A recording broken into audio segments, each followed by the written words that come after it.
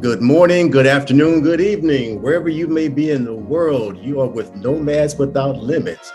This is how it feels when you living that good life. I'm just living that good life. I'm just living that good life. I'm just living that good life. Good life. Good morning, good afternoon, good evening, wherever you may be in the world. You are with Nomads Without Limits. And today I have Miss Lisa James with me. And this sister here is very, very adventurous. And we connected on a Facebook group, Nomads Without Limits. And I'm just blown away. So Miss Lisa James, welcome to Nomads Without Limits. Thank you, thank you, thank you. I appreciate the invite. I'm excited to have this conversation with you. Well, thank you for being here. So tell us a little bit about yourself and just make it brief.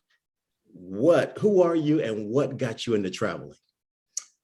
56-year-old Black woman, born and raised on the Lower East Side of Manhattan. Spent the last 20 years in Atlanta, Georgia. And I have a Instagram travel blog kind of thing going on called Adventurous Midlifer. Right now, I have made the decision to travel full time, and I spend my time staying in a different country every month. Nice. That's it in a nutshell. Now, how many countries have you been to so far? So far, since I ventured out? Yes. Or total? Total. Oh, total. Total, I'm probably at 50 something. You know, I don't, it's weird, but I don't keep track like that. Okay. Probably close to 60. Nice, nice. I'm at 49, so I'm trying to decide nice. where the big 50 is going to be. It's got to be special. Oh, it's definitely got to be special. Got to be special. Patagonia. So you and I connected because I remember I did a post about God, what was it? Bali. Yes. It was about Bali, and you chimed in and said that you went scuba diving there, and I'm sitting there going, "Oh my God, who is this woman?" You're like the private member of Nomads. You don't say much, but when you do come in, you drop a bomb, and I'm thinking, okay, I got to find out who this woman is. So you told me before that you're adventurous. Yes. How did you become so adventurous? How did you start traveling? It was really accidental. As I told the story to you, I'll just tell it in a kind of condensed manner. So basically, my kids were the catalyst for me to begin international traveling. Prior to that, I had been only to Cancun in my early 20s. And, you know, back in the days, you can go to Cancun with just, you know, a driver's license or a birth certificate. You didn't need a passport. So it was 99 and my kids were about 5 years old.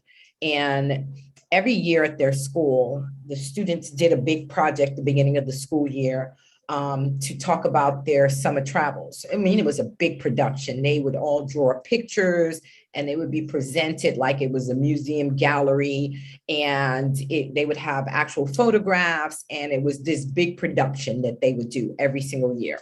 And so after the first year, and my kids, you know, their production was, well, we went to my grandma's, and my grandma lives on the Lower East Side in the projects. And, you know, they drew pictures of the, you know, concrete playground with the little swirly thing in the middle. And that was their adventure. And I was determined, trying to keep up with the Joneses. But in this case, I was keeping up with the Epsteins. In this case, I decided, hey, next year, they're going to have something to write about. We are going to go international. None of us had any passports. My mom has traveled, but at that point, I hadn't really traveled. So got the kids' passports, got my own passport, and we didn't really know where we were going to go. And then I was speaking to another parent we're scholarship. Our kids were scholarship kids, right? So it was a very prestigious nursery school on the Upper West Side, and our kids were scholarship kids. So there weren't many brown kids. And so we kind of, you know, connected on that. And she told me about a friend that was doing some volunteer work for the Peace Corps in Guatemala. And so she said, you know, she invited us and we can go to Guatemala. At the time, I had no clue where the heck Guatemala was. None whatsoever. I didn't know whether it was north, south, east. I had no clue. So once I said, okay, we're going to do this, myself and the kids, we would go to the library and we did research on Guatemala. You know, that was pre-computers.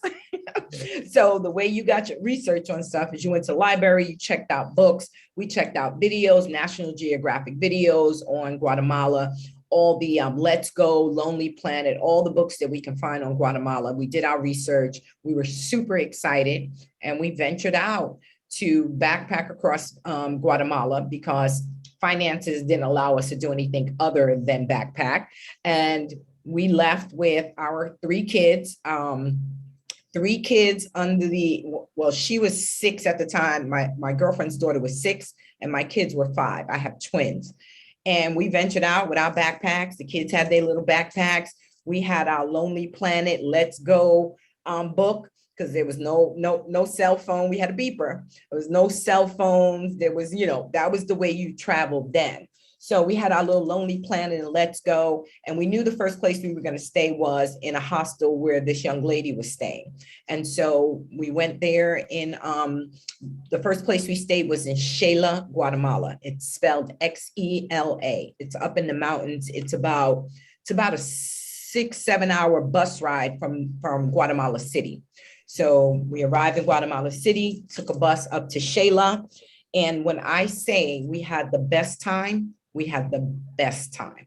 And that was what started me into traveling. Got it. So how are your kids now? Are their minds wide open to travel? Oh, yes. My son has really gotten the bug, and he just went on an adventure during the Christmas holiday. He went to Prague. He went to Sevier, Amsterdam, somewhere in Germany, and he really has the travel bug. My mom travels a lot, and she always takes the kids. As they grew up, she would always take them somewhere. She would say, where do you guys want to go? She would literally say to them, anywhere in the world you want to go, tell me where you would want to go. And the kids would get together, and it was always my kids and then like 1 or 2 of the other grandkids. And then she would just say, wherever you guys want to go, just tell me. So she's taking them on safari in Kenya. She's taking them to Turkey, to Greece, to Egypt. Like, that's kind of what they were exposed to growing up. And then as a family, we had our trips that we would take. You know, my mom travels differently than I do. Her pockets are deeper than my pockets were, right? And Right, so right. we're gonna backpack. So I did all of Central America because Central America is a country that you can backpack, you can travel on a budget and have a great time. And it's a beautiful country. So we did all of Central America. I did always Central America with the kids, Honduras, Belize, Guatemala. And they've had the blessing of being able to go to some of these other grander countries with grandma, because, you know, a safari in Kenya and Tanzania yeah, that wasn't. And then mom would never pay for my ticket. So I never got to go when the kids went to these grand places. Right, And so then I started, like, maybe 17 years ago, I made a decision that I was going to wake up in a different country every single year on my birthday, April 8th. And that's how it started for me and the solo, right? Because first it was with my kids. And then when my mother started blessing them and taking them on yearly trips, as a single parent, I would send them to their father for Christmas break, and I would send them to their father for spring break. And it coincided with my birthday, which was the first week in April. Spring break was always the first week in April. My birthday is the first week in April. So I just committed to every year, I'm gonna save my little money, and every year I'm gonna wake up to a different sunrise in a different country every year. And this year was the 19th year that I've done that.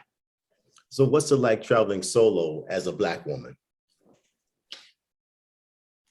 I've had good experiences except for one country, and that was Hong Kong. I've had great experiences. I've had, you know, there's never been any country that I felt completely unsafe, right? There have been countries that I felt uncomfortable, right? And I think that when travel bloggers and people make comments, you know, like in Facebook groups, travel groups and so forth and so on, that it's so subjective, right? And I hate when I see posts that says, the countries I felt the most unsafe, because I really think that if you really break it down, I don't think it's a question all the time of safety, more so with being uncomfortable, discomfort, more so than safety. Only one time, and I was with my children trying to cross a border town in the middle of the night in a rainstorm, and we had to get escorted by armed police to the Capitol. That was the only time I felt unsafe, because we were in a border town, we were stuck, we didn't know how we were going to get out, and I felt unsafe. If you travel, so you know what border towns are like, right? They're grimy and they're not built up, and it's just very hectic. And so that was the only time in my entire travel experience that I felt unsafe, because we didn't know what we were going to do to get out of that town at night. But discomfort, I think that when you are an other in certain countries, there is going to be a certain level of curiosity. And for some people, that curiosity can make them very uncomfortable. And for some people, their perception of that curiosity can be fear, which is why people will say, I didn't feel safe. Whether that is the aggressiveness of a food vendor or the aggressiveness of someone trying to sell something. If you're a person that is, that someone approaching you quickly makes you scared, then your interpretation of that country and your experience is going to be fear, right? So sometimes I wish that when people make those comments, they give it some context, right? Why did you fear? Why were you fearful? Because I think if you put it into context, it brings it back to it being subjective. I'm a big girl. I'm 5'10" and a half, 200 pounds solid. I don't look timid and passive. And so aggressive salespeople, I give them a look and they usually will back up, right? That's that New York look, right? Right. That's that New York look. So I guess like when I look at it, to put it into perspective, I think if my daughter was in that same situation alone, her perception when she came back was that she didn't like that country. She felt scared all the time. And that has to do with her personality, right? And she's all of 5'3", all of 102 pounds. So there's a difference. It's subjective. So I've never had that problem. I've had the curiosity, I've had the aggressive salespeople, but I never felt unsafe as a solo Black female traveler, not at all. So what advice would you give the young lady that's watching this video and she's saying, man, I would love to travel solo? Give me 3 suggestions or 3 tips that you would give to her. First, you have to understand and recognize your own comfort level. And I would suggest that you start in your own backyard, right? So I would suggest if you've never done any solo travel, no solo traveling whatsoever, you haven't even gone from Atlanta to Florida by yourself, I would suggest you go on a solo trip yourself, by yourself, to another state, someplace that you do not know, so that you have to work through that anxiety and all of those things about navigating a new space, eating alone, figuring out activities, navigating those activities on your own, right? And then kind of assess, what pieces of that made you so uncomfortable, because solo travel internationally is not for everybody. So once you assess what made you uncomfortable, say for instance, you didn't like having to figure out what tours to take, right? So then I would suggest that when you plan that solo international trip, you take that into consideration. So instead of trying to navigate on your own, do an on-ground, land-only guided tour. Right. So yes. Now that anxiety that you were feeling when you took that domestic trip, you won't feel it because you know what it is. And now you've put things in place so that you don't experience that. I've had people who have taken my advice and gone on a trip, like maybe to Detroit from Atlanta or to New York, and they hated eating by themselves. They hated trying to figure stuff out. They got lost, they got confused, and they realized they did not like that. Then a solo trip is not for you. Especially don't waste your money going international and then get there and be absolutely miserable or paralyzed by the fact that now the language is different, the sense, the smell, the transportation, all the signs are in another language, and now you have to navigate this. Yes. So you really have to know yourself, and it's okay if you can't do a solo trip. So then I would recommend the third is if you realize that being completely solo and by yourself is not for you, then sign up for a group trip. Intrepid has some great ones at very reasonable prices. You know, you can get where it's just a land only package, right? Where it builds in the activities, but it also builds in the free time so that you can, put your big drawers on and venture out for a half a day, maybe with one other person, right? So those are the three things that I would suggest, because solo travel is not for everybody. Right. Thank you. Really is. Those were great tips. Great tips. So let's talk about adventure. What have you done at Adventurous?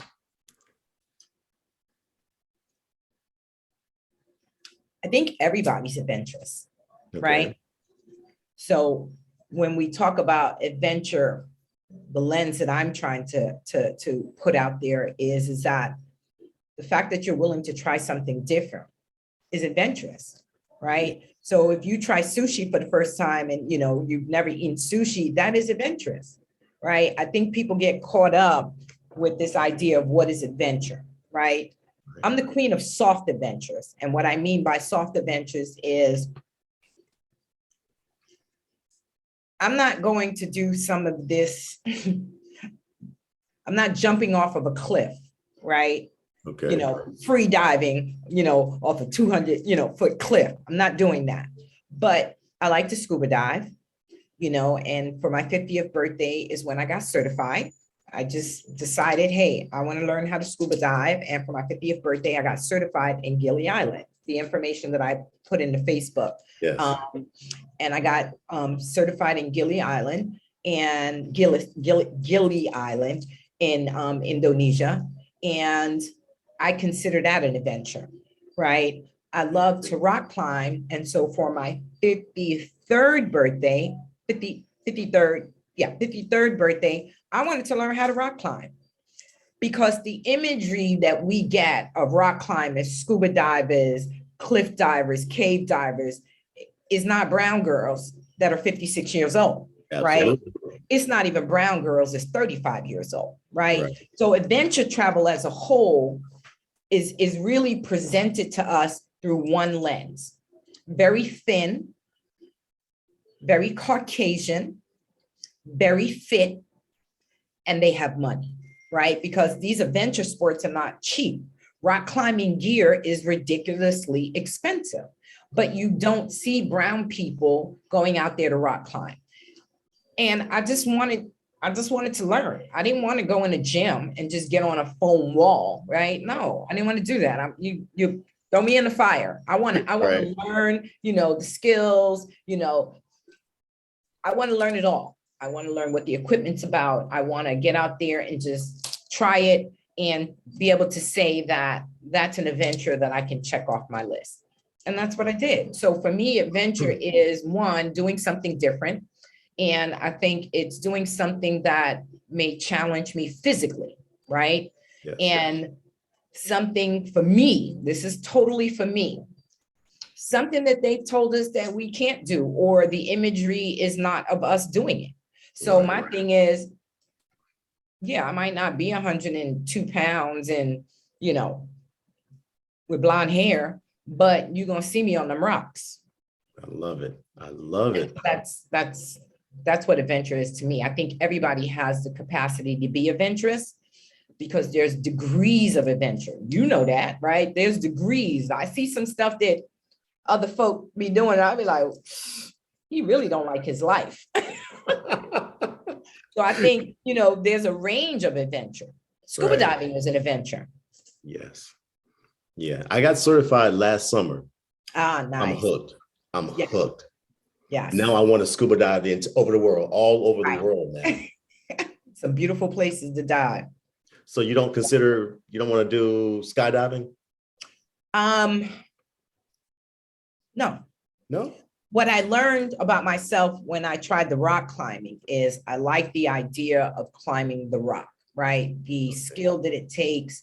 It is a personal battle, right? It is you're not competing against. I'm very competitive, if you don't know.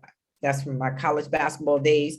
Rock climbing, you're not competing against anybody, right? There's no speed that's required. It's technical, it's skill, right? And then the other piece of it is you have to work within your own fears because it has to do with heights, right? And I realized that real rock climbing, like going all the way, that's not for me. Yeah. I made it halfway, which was significant, right? Probably double the height of like an indoor climbing wall, right? Yeah. But the actual rock face was probably 4 times that, right? And so I realized that at a certain height, I started getting in my head and the fear began to take over. So I do think that it's something I'm going to continue to try again because I want to get over that fear for myself, not for anything else, right? But for myself. But at a certain height, there was a fear that overcame me. And I tried my best to all the positive talk, but when you look down and see how high you're up. Yeah. So at a certain height, fear overtook me. And I all I wanted to do was rappel down. That's all I wanted to do. So my goal is to work through that and get a little bit higher the next time I'm in Morocco in that area where I rock climb. Okay. But I realized that getting to the top, it probably won't have it. Well, if you go to Brazil, I've got a guy that I can connect you with. Okay. He's awesome. Yeah. I went rock climbing about 3 or 4 months ago in Brazil. Amazing. Nice. And you don't realize how much strength it takes.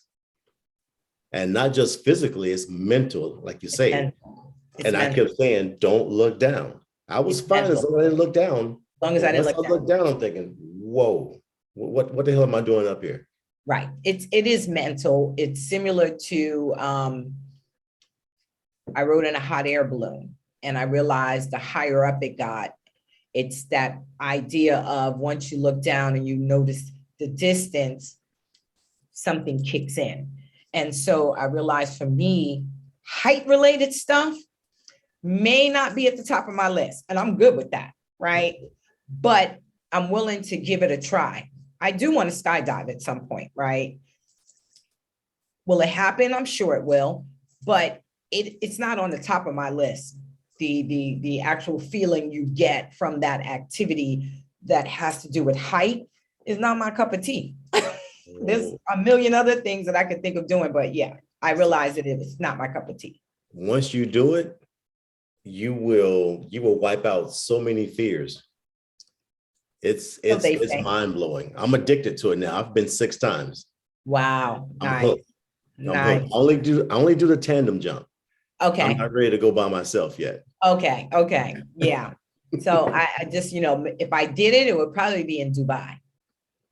Oh, beautiful. Yeah, it would probably be in Dubai. Yeah, I saw the video Will Smith did in Dubai. Amazing. Yeah. It would probably be in Dubai. So now tell me about your group. Tell me about your page, your vision. What are you doing? So I've been dabbling in it for a little while, and I'm really at the point where, I'm working on being more intentional. So it's called Adventurous Midlifer. And there's two components of it. One is I like educating. I love teaching. So one is, if you look at my page now, for a year or two, I primarily educated people on, the best websites to try and book travel, traveling over 40, teaching English in another country over the age of 40. Things that are specific to midlifers, right? Because there's enough travel blogs, there's enough travel inspiration out there that pretty much caters to that kind of 20-something to 30-something range. And I just felt like I needed it to be more specific. And so it kind of mixes topics related to midlife, like being an empty nester, when your kids leave home and now you have that freedom. I call it the midlife remix. So I have posts on there of, ideas to take a midlife remix. What if you want to go into doing something completely different? So my focus is to just get more midlifers to kind of experience international travel. Because, 20, 30 years ago, it wasn't something that the masses did, right? It wasn't something that, large swaths of Black folks did, right? It just wasn't. And I just know that I have a lot of friends within my circle group, whether they are friends from college or if they're friends from high school, who have never traveled internationally. And so I know that there's a very large swath of people who are 45 and older who have never traveled internationally. One, because maybe they feel it's cost prohibitive. Two, maybe it's because they just haven't been around other people who were into international travel, but they've always seen the pictures of Paris and always seen the pictures of Italy and always seen the pictures and always wanted to go, right? But have never had the opportunity rather to kind of go out there and explore. And so I just want to kind of empower other women my age to say, hey, first of all, tomorrow's not promised to us. Thank you. Second, I'm sorry, I hate to tell you, it might sound morbid, but we all have an expiration date. And for us in our 50s, our expiration date is a little closer than someone in their 20s, right? And so at the end of the day, do you want to leave this planet with regrets or no regrets? I have friends that have been saying, I always wanted to go to Paris, but what are you waiting for, right? Our health is not necessarily guaranteed to us in our older age.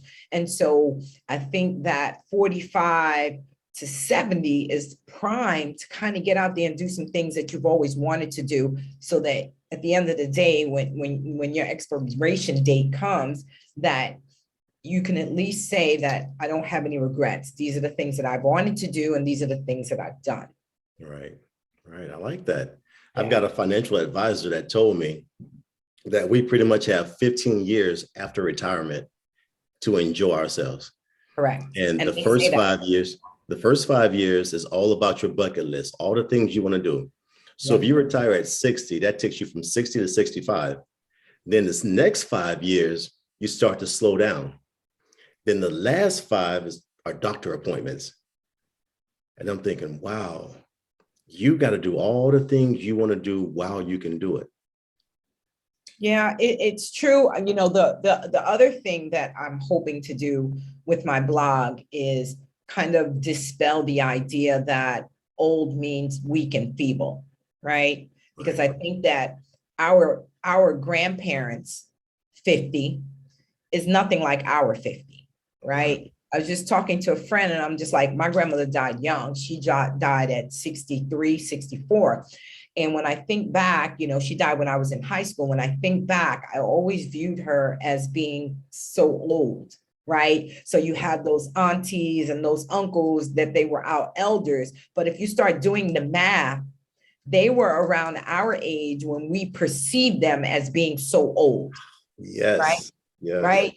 And so I think that just I think that longevity is increasing for Americans, right? We're living longer. Right. But I think the perception that old equals feeble and old equals you're limited in what you do and how you do it, I think that that's a misconception. Yes, there are those that they're 50 and they already on 20 medications. So by 70, they're going to continue to be on 20 medications. Right. But there's plenty of us. I'm not on any medications. I don't have no high blood pressure, no high cholesterol, no anything, right? I'm not vegan. Come on, give me the fist. Give me the fist. You know what I'm saying? So I think that we need to begin to, I think we need to change the narrative, right? Because the narrative is not, unfortunately, what your financial advisor said, that, at 70, 75, you'll be slowing down. Because I look at my mom and she's 80 and she be rolling. Like, she just met me in Senegal and we spent 2 weeks in Senegal and she was rolling, right? And yes, she has pains and, she has sciatica and, those things that, are some of those are things that she had in her 20s, right? And just have gotten progressively worse. Right. But the idea that at 80, she gonna roll, she gonna get on a 12-hour flight, right? She may have to take some pain medication to do it, Right. but she's still physically able to walk 10 blocks and, hang out with her friends and move around and do those things. So I think that the narrative needs to change. And I think that if people are more conscious and intentional in maintaining their health and doing certain things to maintain flexibility, to maintain muscle mass, to maintain bone health, I think that perception and the imagery that we have of seniors is going to change in the next 10 years. I hope so. I know it's going to change because I look at myself and I'm 56, but I don't feel 56, right? Physically, right? I'm not walking around like, girl, I can't do that no more. I don't have any of that, right? There's nothing physically that I can't do that I did. Okay, I'm sorry. Let me correct that. I can't do a split no more. I can't put my leg behind my head no more, right? But if I got in with, and did some yoga on a regular basis, right, I believe that flexibility would increase, right? So is it that I can't do a split because I'm old, right? Or is it I can't do a split because I'm not physically preparing my body to do a split? Wherein in your 20s, that intentional preparation is not as necessary as it is now, right? It just is what it is. Just like after 40, a lot of people wear reading glasses, right? Yes. That is just, it's a degenerative process, right? So it's normal part of each time you age, your cells are getting older, all these things. So that physiological process. But there's other pieces that we have a lot of control over. So if I want to throw that leg behind the head, I would just have to get me in a yoga class and be working on stretches and those splits, and I could throw my leg behind my head. There you go. There you go. Matter of fact, I called a friend of mine before this interview and I said, hey, let's go skating tonight. Right. So I love to roller skate. We're going to the beach and we're going to skate on the beach tonight. Right. And you're not scared of breaking a hip, right? No. Look, I got the elbow pads, the knee pads, the helmet. I got all the pads I need because I got to work tomorrow morning. Okay. But yeah, that's one of the things that I hope to do through my blog is to really kind of empower other midlifers to not feed into what the media narrative puts out about aging. Videos, movie stars, just everything that you see is so youth centric. Right. And it's viewed from a myopic lens, right? So it's either young or old, right? There's no intentional representation of that middle, right? So when you see advertisements for aging skin cream, it's some gray-haired woman, right? Just the gray hair alone gives the perception of being much older, even though that person may be younger, but they do that intentionally because they want you to equate that gray hair to being old. When you see those commercials, where it's the woman that looks like she's 75, but the middle isn't properly represented of what that 50 to 60-year-old, where's the representation for that? It's one extreme or the other, young or super old. Got it. So where can our members find your information? You have YouTube, do you have Instagram? No, you're going to help me set up my YouTube. You promised me that. So I really do want to start my YouTube, going into 2023, the start of 2023. So my Instagram is at Adventurous Midlifer. So it's ADVENTUROUS, and it's Midlifer, MIDLIFER, Adventurous Midlifer, all one word. Got it. And I have Facebook, and I'm working on my blog. Okay, all right. Trying to get all the pieces together. And I'm on TikTok, but I haven't posted any TikTok. So that is my goal. And, ultimately for women who want to have the experience of living abroad short term, I will be rolling out group trips in 2023. And it'll be two kinds, just soft adventure group trips for a maximum of 10 women. And then I will be piloting it where I've gotten a lot of inquiries about, wow, I would love to live abroad for 30 days, right? For a month, right? So I think that I'm going to do something like rent a house for a month and invite women to come, curate some on the ground trips. We all live together, just talk about that pivot in midlife, just the things that are relevant to us. Being an empty nester, how do you go into grandma role? Because my kid just had a kid, now I'm a grandma, because we're not trying to embrace that yet.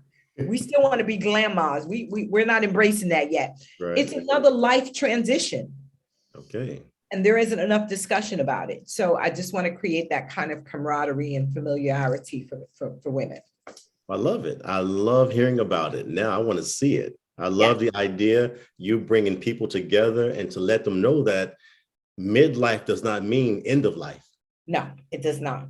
Right. There's a whole lot of living I need to do. Amen.